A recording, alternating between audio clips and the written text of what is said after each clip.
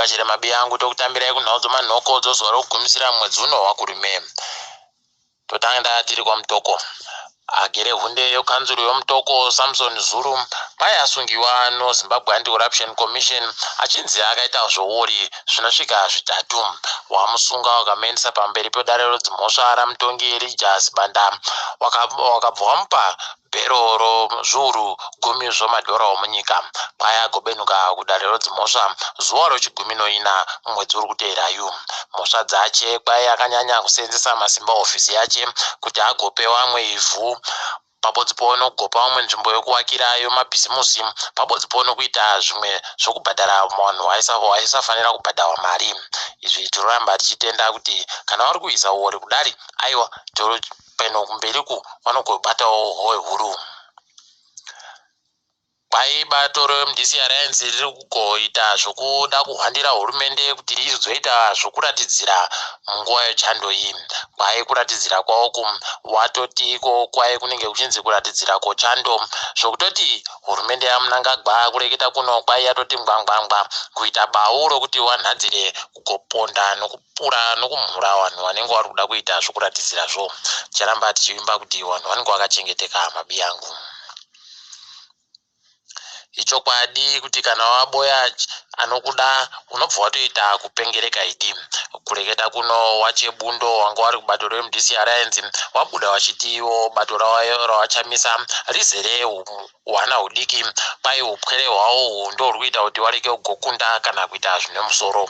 Ukuwo wagutu wakaita imwe hurukuro naBlessed Mshanga wachireketa iwo kuti wanenge wachisapota bato roZANU-PF nokuti ndiro rega rinopundutso pai bato rawo ndiro rega rinokwanisa kuhina sarudzo pasina kana kubirira. Izvezvi vagotiwo pai wese wemapato anopikisa paribe kana mubodzi anomisidzana naro. Idi zvakatooma mabi angu. Matemadanda akabisiwa pachigaro makuno yano pai aitsiwa guruko mumiriri wenyika kunyika yeMozambique aenda paingova paina Douglas nyika yaramba.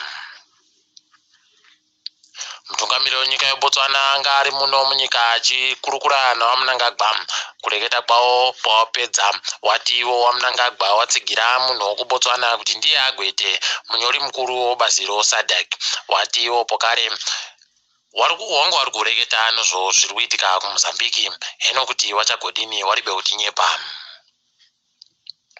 Nyika yeZimbabwe kwaino America iri panyika 10 dzakanyanyitsa kunyangaritsa panyaya dzokusaremekedza kodzero dzevanhu. Pai kodzero dzevanhu muZimbabwe dzinoremekedzwa zvireketera kusungiwa nokupambiwa nokuitiwa zvinhu zvisirizvo kwavanenge vachiita zvokupikisana nohurumende waMnangagwa. Heno kuti zvichagopererepi zvimabi angu, asi tinoimba kuti zvichaita kuti zvigoperawo. Zvikoro zvakazvimira zvega zvakange zvanyora kuhurumende kuti zvoda kuti zvigopfika zvikoro kuno zvakarambiwa. Hurumende yakabva yandoti paribe kana mubodzi achabvumiwa kuti agopfike nguva yache gani. Izvi wari kuti iwo wakabvira kare wakavhura zvikoro asi iwo hurumende wari kuti wari kuzvidaba. Apawo kuzvikoroko mawana murairidzi kuzvikoro zvohurumende wamusondoro chipiri wachindoendawo kuchikoro asi kudzifundisa paribe wari kuti wari kuda mari yakakwana inotengawo. Tindori panyaya dzobasa wabasa wanosenza muZimbabwe kwaindo vanhu vakanyanyitsa kuvhiringiwa panyaya dzokusabhadharwa muAfrica yese. Kureketa kuno kwai wabasa wamuZimbabwe wachiri kupuwa mari iri pamutemo inosvikayo zviuru 2.5 zvomadhora omunyika medumo inobva yaita kunge madhora 30 bedzi okuAmerica. Idi zvakatonyangaritsa nokuti mari iyi ndo inobisiwa mari yokuenda kupenjeni kana vanenge vaita zvokukura wakura. Idi pakanyangarisa mabi angu toimba kuti zvichagochinjawo makuno yano. Mumajere medu munogona kuita kuputika chirwere chodziwa mupengo nokuti kwai kuchinhoi kwaita wasungwa 13 wakabatiwa chirwere ichi. Idi pakanyangarisa dai wakuru waita bau kuti zvinhadzirike izvi. Apawo guta reHarare raendesiwa kudare rodzimhosva nonyaya yaro yekuda kupaza dzimba dzevanhu wari kuti wakawakira pasiripo. Ipapa pakatonyangara takamirira kuti tigoona kuti zvichagotekaira sei.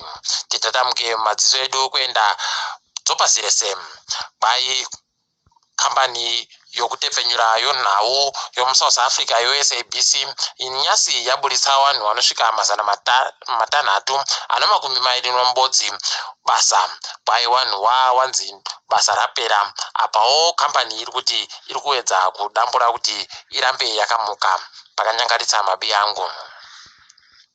Uya takambokunyepai anonzi Zingman wokuBelarus mubhururu waMnangagwa abuditsiwa mutorongo maanga ari kuDRC. Paribe zvareketiwa kuti abuditsiwei kana kuti zvatikaira sei, asi tichagokunyepai kuti zvabudika.